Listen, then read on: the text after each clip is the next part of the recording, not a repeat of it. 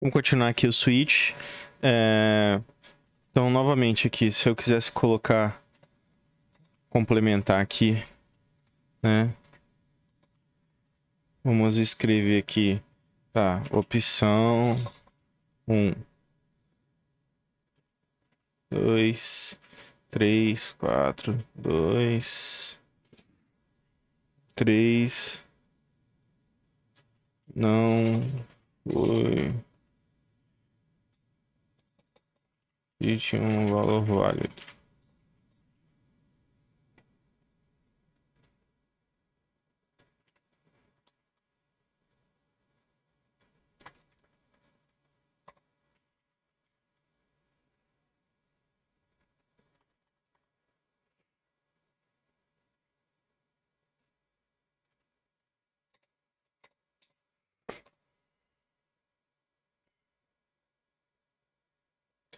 Que o console readline ele é uma string, né?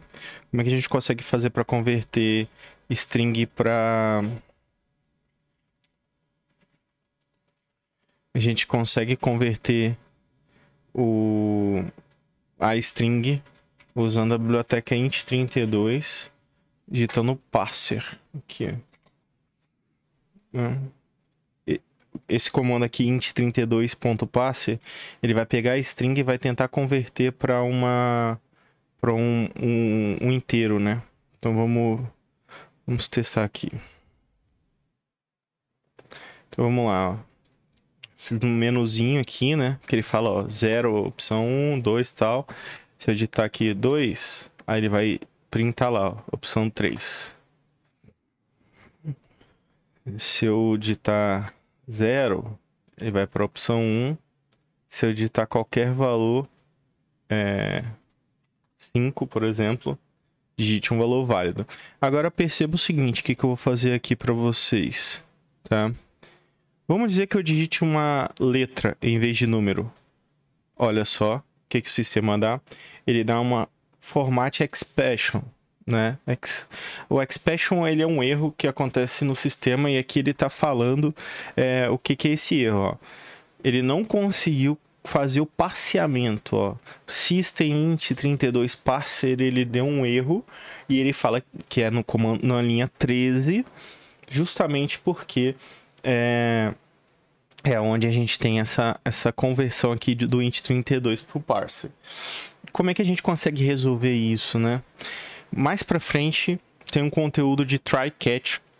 Dá uma olhada nesse conteúdo no futuro. Vocês vão saber como que a gente consegue prever alguns erros, né? Evitar que esses erros aconteçam, como é nesse caso o erro do int parse, porque a gente não tem como saber o que o usuário vai digitar, né? Então sempre precisa ter formas de conseguir evitar esse tipo de erro de exception, porque às vezes o nosso sistema ele pode ser finalizado quando acontece um erro desse, né? E aí, para finalizar aqui, a gente falou sobre como é que eu consigo simular um if muito parecido com um switch, né? Então, a gente começaria mais ou menos opção igual a 0 aqui, né? Teria um if. Mas como é que eu consigo fazer? Porque aqui, teoricamente, eu colocaria um else, né, galera? Colocaria um else e tal. Mas olha só que legal. Eu posso criar, depois do else aqui, um outro if. Só que a diferença é que o else não vai ter uma chave, tá? E o if vai estar logo em seguida. Eu posso colocar isso aqui de novo por uma opção 2. E no final eu posso colocar um else aqui como se fosse o default. E ele vai servir exatamente para o mesmo princípio, para o mesmo propósito do código ali em cima, né? Ele vai funcionar exatamente igual. Então, essa cadeia de if-elses aqui, ela tem o mesmo comportamento, exatamente o mesmo comportamento do switch, ok? Ah, eu posso usar um ou outro? Pode, sem nenhum problema. E, inclusive, você pode usar o if-else para questões mais complexas, né? Porque aqui a gente pode utilizar sintaxes mais complexas, enfim. Não vou fazer um exemplo aqui agora complexo desse tipo de utilização, porque justamente vai demorar para escrever, né? Uma coisa que eu gosto muito de fazer, que eu recomendo que todo mundo faça, eventualmente começa a dar uma lida no código-fonte de algum projeto grande, né? Por exemplo, entra lá no código-fonte do Linux, código-fonte do Elasticsearch, do MongoDB, e começa a olhar o código-fonte lá, porque você vai começar a ver similaridades do que está sendo apresentado aqui, do que vocês vão utilizar no futuro na programação, com o que está escrito ali. Obviamente que você não vai conseguir entender muita coisa no começo, pode ser que no futuro, com o tempo, você vai conseguindo digerir melhor esses códigos, mas você vai começar a ver lá, porra, os caras também usam switch case, os caras também usam if e tal, né? E começa a perder um pouco da resistência e entender a importância dos conceitos, né? Que tem coisas que são utilizadas em qualquer linguagem de programação e a gente consegue navegar de uma linguagem para outra e entender bem, né? Por mais que a gente não entenda os mínimos detalhes ali de indentação, né? Eu falo que é como se cada linguagem tivesse suas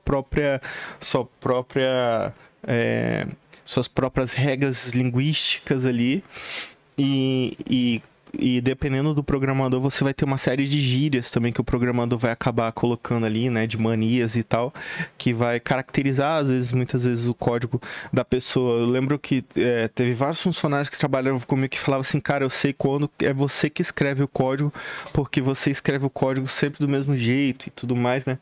São alguns tiques, algumas manias que a gente vai adquirindo ao longo dos anos, né? Enfim. Então, assim, condicional, ela depende muito de sintaxe. A aplicação da condicional ela não é tão difícil.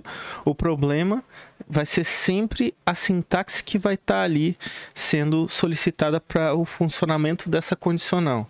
Então, cada vez mais, estudem sintaxe, treinem em sintaxe, porque a sintaxe ela vai percorrer a sua vida como programador e você ter pleno domínio de álgebra booleana é extremamente importante para a programação. E aí a gente vai continuando aí as aulas, se não me engano, a gente vai começar a falar, deixa eu ver aqui, repetidores. A gente vai falar de while for, né, for each. Essa parte já começa a ficar bem bacana. Depois a gente vai para arrays e funções. Ó, já tá começando a ficar bem mais divertido, né? A gente vai começar a fazer alguns exemplos mais legais daqui para frente. A gente vai fazer, por exemplo, em repetidores a gente vai falar sobre números primos, né? Vamos fazer alguns exercícios bem legais ali. Eu vou preparar uns códigos aqui pra gente conseguir brincar um pouco. A gente se vê na próxima aí, valeu!